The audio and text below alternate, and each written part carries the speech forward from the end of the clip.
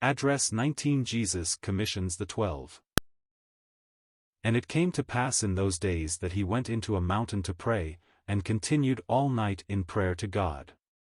And when it was day, he called unto him his disciples, and of them he chose 12, whom also he named apostles, Simon, whom he also named Peter, and Andrew his brother, James and John, Philip and Bartholomew, Matthew and Thomas, James the son of Alphaeus, and Simon called Zelotes, and Judas the brother of James, and Judas Iscariot, which also was the traitor. Luke 6 verses 12 to 16. We read frequently in this Gospel of the times that our Lord spent in prayer. This is in keeping with its special character as portraying the perfect manhood of him who was also God the Son.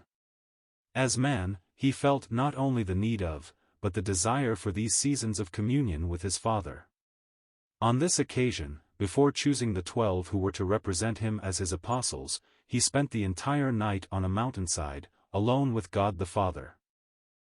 It was not as though he were presenting his own needs to God. It was rather that he was communing with the Father concerning these men, whom he was about to appoint to their high offices, and praying for divine blessing upon them. He ever lived in obedience to the Father's will, and did nothing except as directed of him. If he, the sinless one, the divine man, recognized the place and value of prayer in this way, how much more should we, who are so conscious of our frailty and sinfulness, and so ignorant of what is best for us, spend much time in prayer, seeking wisdom for the path and grace to help in every hour of need. Prayer is not just asking of God. It is talking to God. It involves worship, thanksgiving and communion, as well as supplication and intercession. On the morrow, following the night of prayer, Jesus called 12 men from the larger group that followed him, whom he set apart in a special way that they might be with him and be trained to go forth as his representatives. To them he gave the name of apostles. An apostle is a sent one, literally, a missionary. But the apostleship of the 12 involved more than this. They were specially commissioned to represent Christ as his ambassadors, first to the lost sheep of the house of Israel, later to the great Gentile world. Judas, we know, failed in this, but Matthias was chosen to take over his office. Paul was an apostle of a new order, with a special commission for the present age only. The 12 were separated from temporal employment, and as they went about with their master they learned to rely on God for sustenance and to share the hardships into which Jesus had entered voluntarily, as a servant of God and man. Their training was preparatory to the greater mission upon which they were to enter after the death and resurrection of their Lord. Let me stress one thing in connection with them that is often overlooked. They were a band of comparatively young men. John, we are told by one of the early church fathers, was an adolescent when called of Jesus to follow him. The others, too, were either very young or just in the prime of life. The artists generally represent most of them as elderly men from the beginning of their association with Jesus. But the fact that, except as their lives were cut short by martyrdom, they continued as witnesses for Christ for many years after the new dispensation began, is proof that they were far from being advanced in age when they first gathered about the Savior. This is suggestive. Youth is the time to yield oneself to Christ for life service. Too many wait until the flower of life is past before giving heed to the divine call and accepting the cross, with all that it implies. The earlier one is saved and surrendered to the Lord, the more he may be permitted to accomplish for God. Consider the many who heard and heeded the call, while young, to follow Jesus.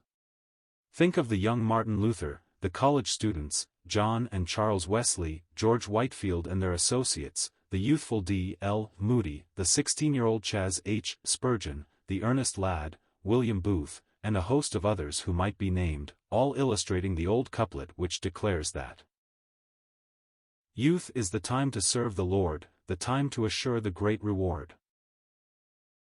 Let us examine this list of young men chosen to be Christ's apostles. Every name is interesting and suggestive as we recall what Scripture tells us concerning its bearer. First, we have impetuous, but devoted Simon the fisherman, whom Jesus named Peter, the rock-like man, a stone to be builded upon Christ, the great foundation rock on whom the whole church was to rest. He was a man of contradictions, which is to say, that like all true believers, he had two natures. Sometimes we see the flesh in activity, and more often, the spirit. Though he denied his Lord on the night of the betrayal and mock trial before Caiaphas, he became valiant for the truth after the Pentecostal endowment, and eventually, in old age, about AD 69 or 70, sealed his testimony by a martyr's death. Andrew, Peter's brother, excelled as a personal worker. It was he who led Peter first to Christ. We do not get much information about his later ministry in Scripture, but wherever he is mentioned he is seen as a helpful man, serving in a humble capacity. According to early church records, he too was martyred, nailed on a cross. James and John, the sons of Zebedee, like the two mentioned above, were fishermen. Jesus designated them Boanerges, that is, sons of thunder. This suggests that they were stormy, energetic young men, very different, so far as John is concerned, to the almost effeminate character generally given him by the artists. James was the first of the 12 to be put to death for the gospel's sake, slain with the sword by Herod's order. John lived to be over 90 years of age, and though suffering much for Christ, died a natural death at Ephesus. Philip and Bartholomew, also called Nathanael, are linked together. They were friends before they knew the Lord and closer comrades afterwards. Matthew was, as we have seen, a tax collector under the Roman government, with his office in Capernaum. He there left all to follow Christ, and probably devoted his wealth to the cause in which he was enlisted. Because of his attitude following the resurrection, we often call Thomas, the doubter. But he was more than that. He came to conclusions slowly, but he was faithful and devoted and was ready to go to Judea with Jesus and die with him if necessary. He seems to have carried the gospel to India. To this day, there is a church of many members in that land, who call themselves Christians of Saint, or, Holy, Thomas. Of James, the son of Alphaeus, we do not know very much. He and his brother Judas, not Iscariot, were cousins of Jesus after the flesh. Judas may be the author of the epistle that we know as Jude, but the James who wrote the epistle bearing his name seems to have been a brother of Jesus, an overseer of the church in Jerusalem. Elsewhere this Judas is called Thaddeus. Simon Zelotes, or the Canaanite, was formerly a member of a secret order that had as its object the overthrow of the Roman government and the deliverance of the Jews from that authority. He turned from this to Christ as the true deliverer of Israel.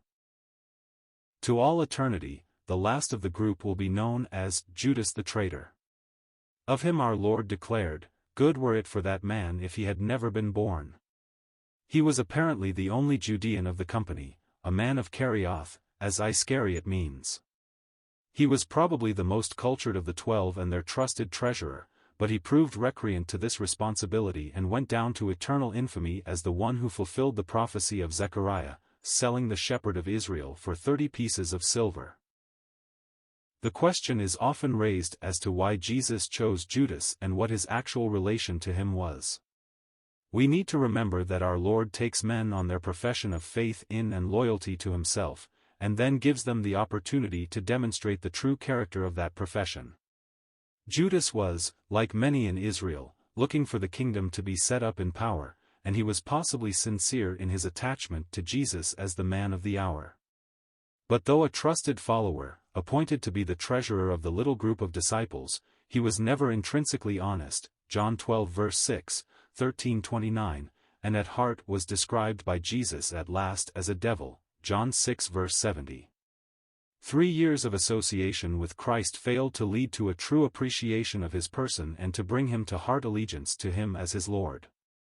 It is a solemn warning of the danger of confounding mere profession with real possession of salvation. As we consider these men, what lessons they bring before us. May it be ours to emulate their virtues and to avoid their faults.